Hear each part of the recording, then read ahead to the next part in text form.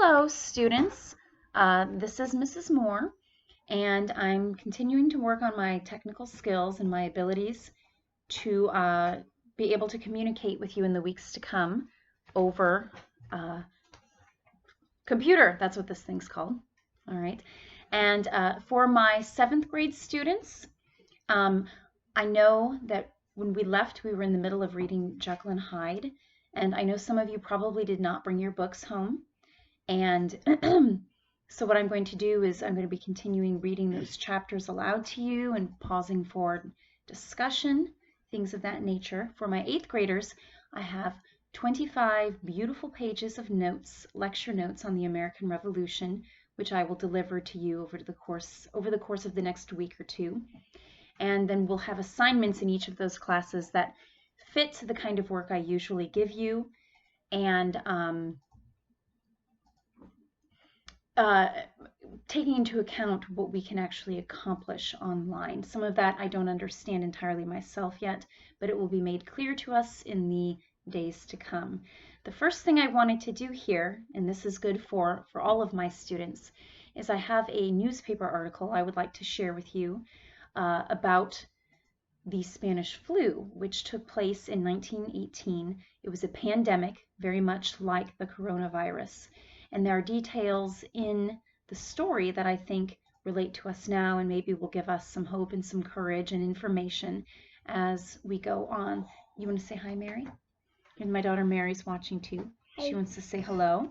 And David, Mary, you want to say away. hi? Okay, then that's good. It's me, and then David. Yes, that's good. Then, but now you must. Ugly. You're not ugly. I don't make ugly children. Okay, that's all right. They wanted to say hello. As we're doing these videos over the course of the next few weeks, I do have 2 dogs and I have 3 children. 4 children. Mom. And that's so, I forgot about you.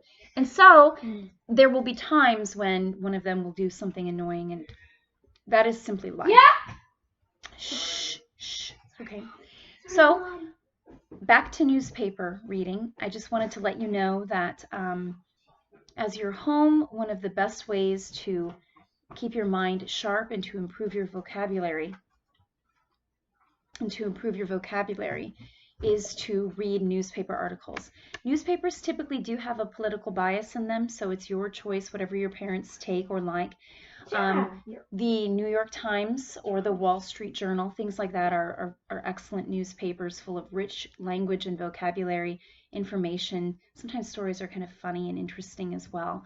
And if you have trouble sometimes understanding what you're reading, I would recommend reading the newspaper articles out loud. But right now, I'll show you this without further ado. This is, again, it's backwards, sorry, what we can learn from the 20th century's deadliest pandemic. I'm just going to dig in and read to you. All right, so listen up. In 1918, the Spanish flu killed more than 50 million people around the world. The lessons of that outbreak could save countless lives in the fight against the coronavirus, so this applies to us today. The Spanish flu of 1918 was one of the deadliest pandemics in human history. So a pandemic, that's like an epidemic, but it is far-reaching. Seeming to come from nowhere in the waning days of World War I, it spread through a war-ravaged world like wildfire. In a matter of months, a third of the world's population was infected. 50 to 100 million people died, and the global economy shrank by 5%. So there's a lot to bear in mind here. Realize the world had just been at war. A generation of European men had basically been wiped out. And then on top of it comes this awful sickness. And those who understand how microorganisms and viruses, how these things spread, it has to do with the fact that so many of these young men were traveling, and then they were traveling home, and people were exposed to things that they would not ordinarily have been exposed to. And when it mentions the global economy, understand that's how people make money. And just as today, I'm sure you've heard your parents talking about the economy and how the economy has been affected by the coronavirus. And it's all similar. It's all interconnected and linked. So going on, the world of 1918 was very different from today's, where the new coronavirus is emerging as another potential pandemic. A century ago, antibiotics, modern hospitals, Intensive care units and instant communication did not exist. People lived in rural communities. Intercontinental travel took weeks rather than hours. Now the world's population is 4 times larger. Daniel, please don't cough. Daniel, please don't cough. Shh. With more than half living in urban areas. National economies are heavily intertwined because of globalization. Health services are highly sophisticated in wealthy countries, though their quality varies greatly in the rest of the world. So in short, we have a lot more people than we used to. We can travel much more quickly, and we live closer together than we did in the past. And while we, in this country, this first world country, we have good access to medical care and medicine, this isn't the case all around the world by any means. From a public health perspective, however, there are important similarities between the 1918 flu and the 2019 coronavirus. Both were previously unknown viral strains for which there was no existing vaccine or proven medical treatment. Both spread through respiratory droplets, so coughing, sneezing, and killed primarily, Daniel, by means of pneumonia and other complications. Both caused severe economic disruptions. With the growing risk of a full-blown pandemic, applying the lessons of 1918 flu could save countless lives in 2020. So let's see what they did right in 1918 that can help us and what they did wrong. So one lesson is to provide effective leadership. In 1918, Philadelphia was one of the hardest hit American cities, partly because it was, as muckraker Lincoln Stevens put it, it was the worst governed city in America. In his book, The Great Influenza, the historian John M. Barry describes the efforts of Dr. Wilmer Cruzen, director of Philadelphia's Public Health and Charities Department, a well-intentioned man who lacked public health experience and was prone to inaction. On September 28, 1918, he allowed the city to proceed with a Liberty Loan parade to sell millions of dollars in war bonds, despite warnings that the event would spread illness. The parade drew 200,000 people. Within 72 hours, every bed in the city's 31 hospitals was filled. So there was a desire to keep this parade, to raise money for the government. And you know what parades are like. A bunch of people outdoors together, very close. And because of it, lots of people got sick. By contrast, Mr. Barry shows in St. Louis, they had the most success of any large American city in fighting the pandemic. Let's see why. Dr. Max Starklov, the city's health commissioner, said that his goal was to keep the epidemic out of the city, if possible, and if that fails, to use every means to keep it down to the lowest number of possible cases. He created an advisory body that included representatives of the city's Chamber of Commerce, schools, medical society, university, Red Cross, and local public health services. He pursued what he called intelligent citizen cooperation, exactly what we're doing right here, very intelligent, through active outreach to the community. And he engaged health department staff, policymakers, and teachers to implement individual quarantines and bans on public gatherings. Thanks to Starklov's rapid, inclusive, and systematic efforts, St. Louis's mortality rate from the flu was half of Philadelphia's. Leadership mattered even more on the national level. President Woodrow Wilson was so focused on winning World War I that he would not listen to repeated warnings about the pandemic from the chiefs of the Army and Navy, or even from his own personal physician. The U.S. ended up losing 675,000 lives to influenza, compared with the 53,000 killed, buddy, be quiet, in combat in World War I. I'm going to turn the page here and read a little bit more. You be quiet, buddy.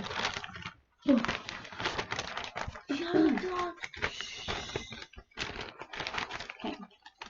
The past century has reinforced the importance of thoughtful, principled, and decisive leadership in combating epidemics. Smallpox was officially eradicated in 1980, in what might be the greatest achievement in the history of public health.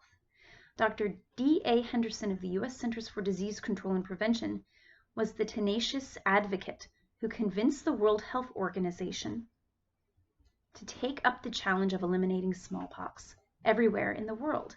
He then led the campaign to victory. In 2003, President George W. Bush launched his emergency plan for AIDS relief, which was crucial in helping the people of Africa to control the AIDS epidemic. He announced the program with words of grace and compassion without blame or judgment.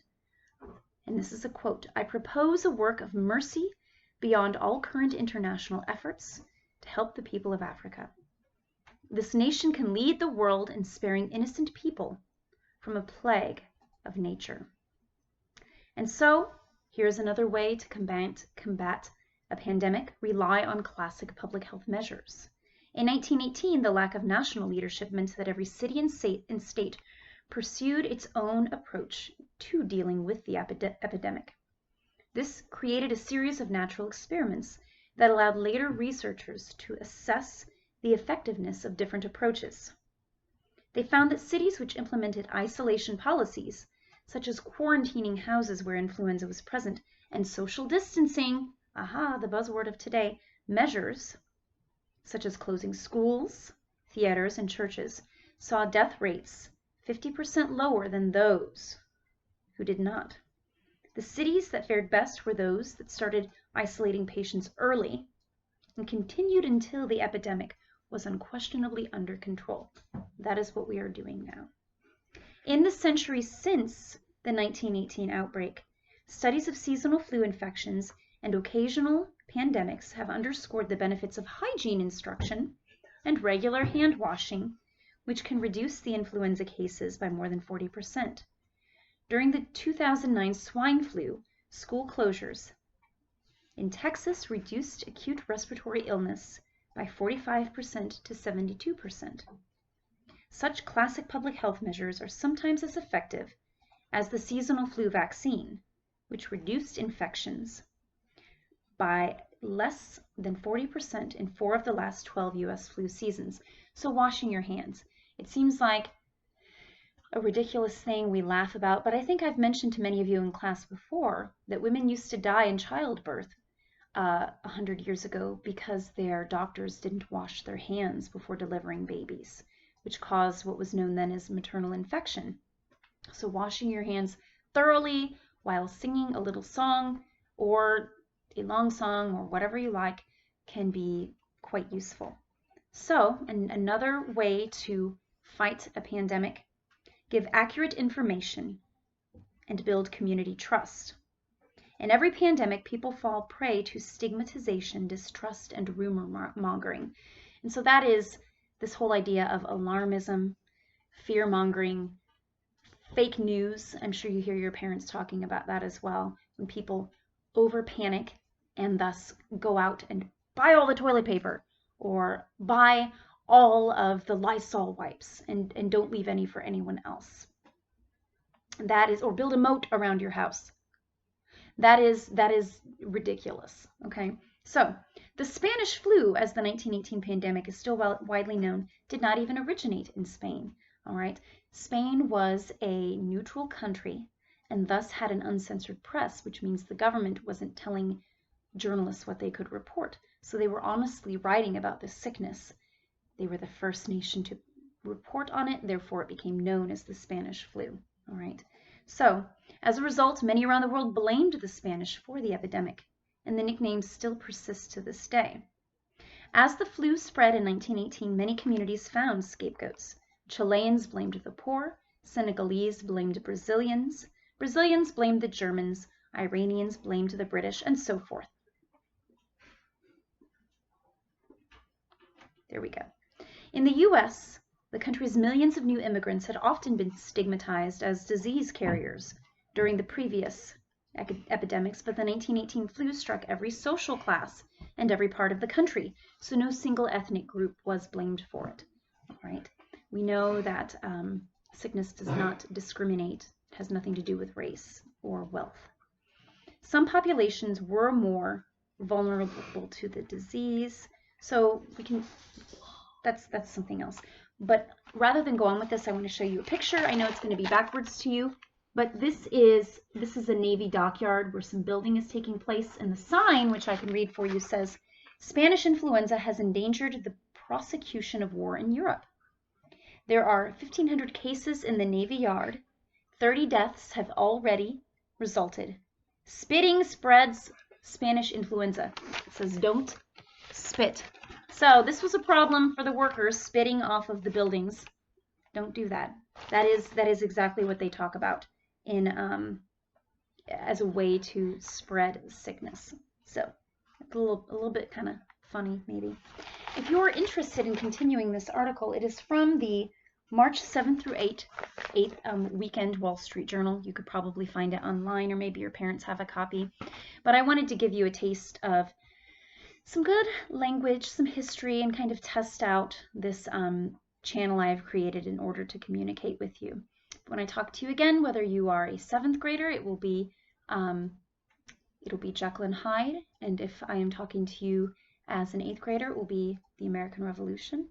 But I miss you all, and I'm glad to have this way to communicate with you, and I look forward to starting that next week.